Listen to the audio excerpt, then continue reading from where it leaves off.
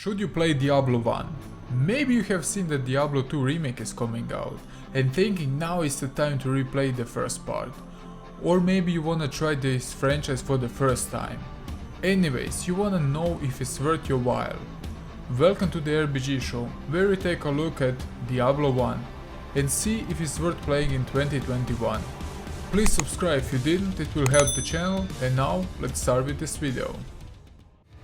So first, where to play Diablo? On that brick console that you probably don't have, because who is still playing PlayStation 1 games, aside from me, or simply on the PC. Well, if you still somehow have a CD of the game and you try to run it on new Windows, you won't get any far, unless you have playing around with the DOS box or even patching the game, what I don't recommend at all. The best solution is go to GOG.com, where you can easily buy the game for around 10 bucks. Download it and that's it. Or you buy the PlayStation 1 disc for around 50 euros, because the game is kind of collectible. I wanted to run my original copy of the game on my PC, but I ran into some technical issues. And I did want to play around with the patches, so what I did? Well, I took the PlayStation 1 disc, put it in a laptop, made an ISO image, copy to the USB, pasted on my PC, set up an emulator and play it there. See, pretty easy. Or the third way, what I don't recommend at all, and you shouldn't do it, but do what you want, 'cause a pirate is free. You are a pirate. So Diablo had a huge impact on the RPG genre in the mid-90s. It was a game developed by Blizzard Node and released by Blizzard Entertainment, a company that has huge hits under his belt, as World of Warcraft, Hearthstone and Overwatch, just to name a few. And if you didn't know these few games, you probably lived under a rock like Patrick the Star for a few last decades. Diablo creator David Breivik named the game after the mountain where he lived, in Danville, California. But he didn't know that the name meant devil in Spanish. What's kinda odd to live under a devil named mountain and not knowing, but okay, let's move on.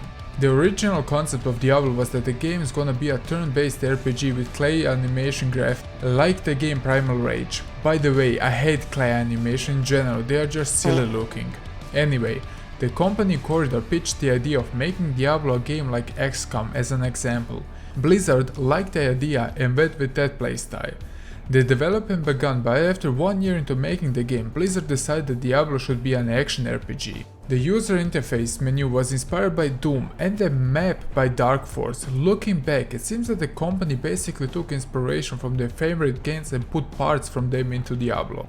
Later in the game development, Blizzard sends more developers to help the studio to finish the multiplayer parts and to hit the deadline to release the game in time. The game I am playing today is the PlayStation port, released in 1998, 2 years after the original PC release. The game went through numerous changes to work on the Playbrick 1. The first thing that I hated how they removed these two stages from the game. I found them so unique, and how they betray good and evil with health being evil and mana good. Didn't get that logic, but still cool looking. However, the port was infamous to taking up 10 blocks of space on the first memory card of available 15, if you had one to begin with, because if you didn't, there is also a solution for that. Just leave that brick running for days. That's how you do a proper benchmark.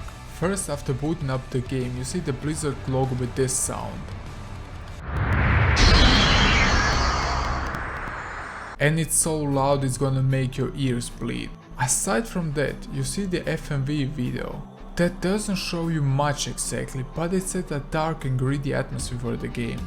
The story itself goes so much in depth, I would maybe say it can be compared with the Metal Gear Solid series. There is also in the menu an option to hear audiobooks to get a deeper understanding of the game. Some spoilers ahead, okay? Nice, let's proceed. The story goes, to keep it short, a group of monks captured the Lord of Terror, Diablo himself, and his soul was captured in a soul stone and buried in a cave. Over a century the soul stone weakened, but everything takes a wrong turn after the Northern Lord Leoric arrived and announces he is king. Diablo sees that as an opportunity to convert Lord Leo to the dark side. He didn't succeed as Leo is too strong, but despite he resisted the attempt, he's driven mad, and Leo starts killing everyone who opposes him. Then his trusted advisor, Bishop Lazarus, kidnapped his son to be possessed by Diablo, which causes Leo to go completely mad. When Leo is killed, he curses his followers and he is resurrected as the Skeleton King later.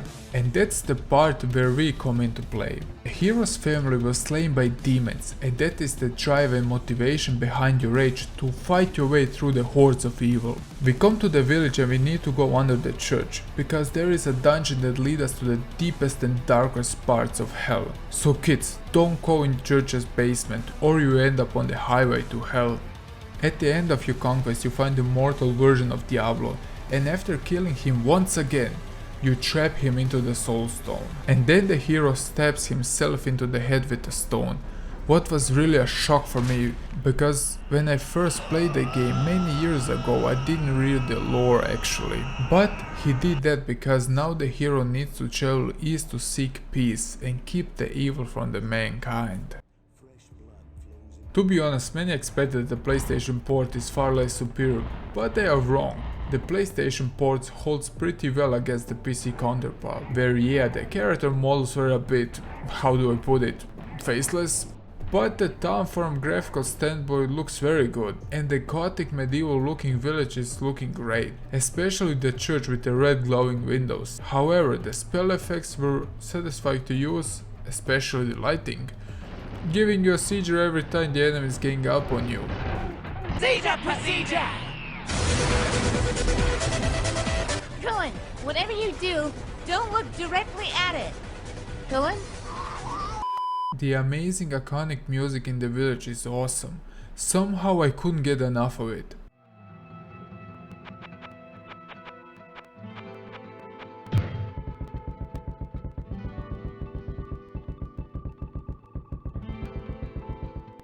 And the dungeons had some great ambient noises that really immerse you in the game.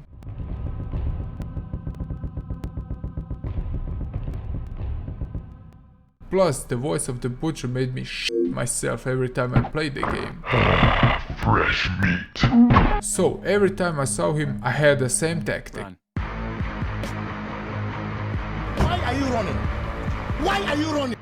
The voice acting overall was a huge deal on the PlayStation, and I must say that they were well executed. Can't complain there. From the dying soldier taking his last breath to the witch as she's selling you mana potions. When he called the butcher. Avenge us! Find this butcher and slay him, so that our souls may finally rest. The combat is basic as it can be in such a game. The gameplay is simple, one type of attack plus a magic attack if you're using spells. Playing with the archer I had more a hit and run tactic because it wasn't tanky. Except at the end, where I gathered a ton of gold and bought myself the best gear. But the gameplay is addictive and I didn't think it will hook me up that hard. I have beaten Diablo 2 in 2 days. The game has 16 layers of dungeons, plus they are randomly generated. Aside from the core quest, every time you start the game you will given 3 side quests that are taken from the pool of quests, so you can finish all in one playthrough, giving the game a good replay value back in the day, but not so much today. I mean, I wouldn't recommend playing through this game a few times just to see all the side quests.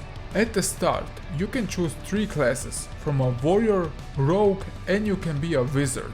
You're a wizard, Harry. I'm a what? A wizard. I'm a what? You're a wizard, Harry. I'm a what? And I don't need to explain that every one of them has special skills and a tactical approach for the enemies. But through the game you can get skill points and create yourself a subclass, I would say. I played the game with the archer, but I pumped my magic skills so I can use some basic spells. Because I already beaten the game, I knew that I need a town spell early as possible to save money. And the wall of fire to deal with the horde of enemies at the end levels. Plus with the archer I can do these cheap shots. Don't judge me.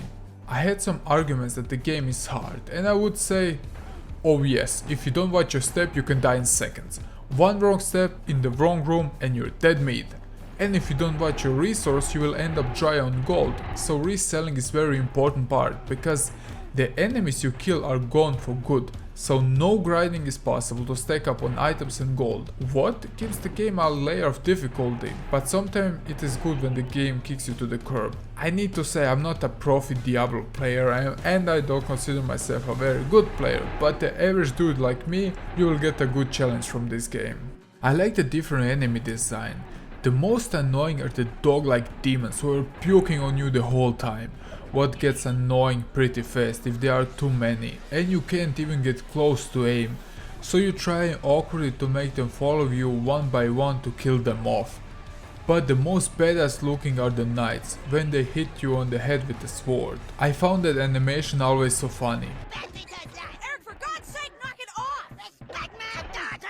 The dungeons are overall good looking, most of them are dark and atmospheric, exactly what you expected if you wanted to work your way to the Diablo's chamber. I didn't like the lava levels where you need to walk on those tight paths while being shot from a distance, but I didn't find that a huge problem, especially as an archer. So, let's take the nostalgic goggles off. Oh my god, where do I start? The first problem you encounter is the walking speed, because it's painfully slow. In that time you walk from one area to another. Diablo can easily capture Mars in the meantime, but the walking speed can be easily changed in the menu, thanks to God. But now looks like your hero is gonna shit his big boy hero pants. Secondly, I see the walking animation is stiff, but the aiming mechanics can also be a hassle, because I know in your skill tree is listed the hit chance you can get with your shot, which is actually a clever thing, they included it. But if you position yourself a bit off, you won't be hitting the target at all, and often you are swarmed with attacks from the distance and you need to react quick. See my problem? Another thing is that you don't have a storage box like in newer games. You need to carry items you cannot equip or leave them in the village, but I had trust issues, especially with the smith, so nope, didn't do that.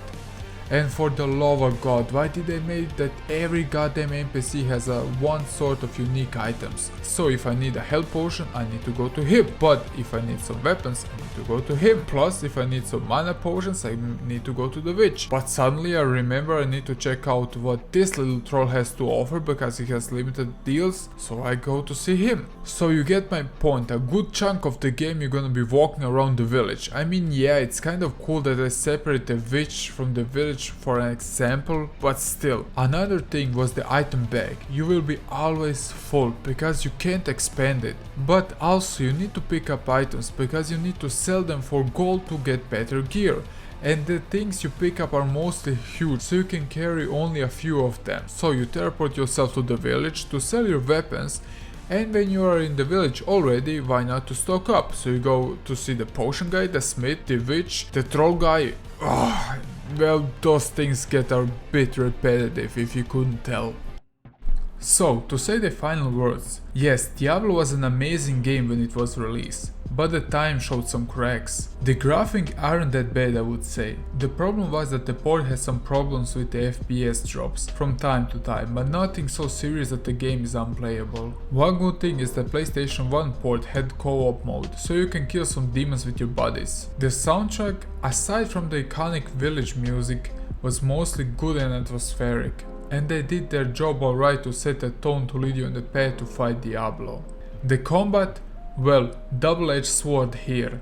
At its core it works just fine, but it lacks any deeper mechanics that you see in some newer games. And the lack of a bigger inventory bag, well, overall just small things to complain. However, Diablo isn't a bad game at all. After a few hours you get used to the cracks, and the good lore and the vibe of the game get you addicted. I got so hooked up that I took my hacked PlayStation Vita, yes, those things still exist, imported Diablo on the Vita.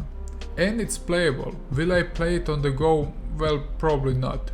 But I can if I will, and that's the whole point. So, for the newcomers, if you can look past a few cracks that I mentioned earlier, go and play and enjoy the rich lore that Diablo has to offer. And for you gamers that played the game many years ago, simply go jump back and enjoy the game once again. I will probably play the game again when my best buddy arrives. For me, Diablo is a game that is on my to-beat list every few years, despite everything. So yeah, this is a small summary of my opinion on the game. Hope you had a great time and enjoyed the video. So, Do you enjoy when I review old games, or should I move only on the new games? Leave your comments down below, or heck, even if you wanna see a tutorial on how I ported Diablo on my Vita, I could make a tutorial video. So hit that sub button, ring that bell, it will help grow the channel, so stay safe and take care. See you in the next video.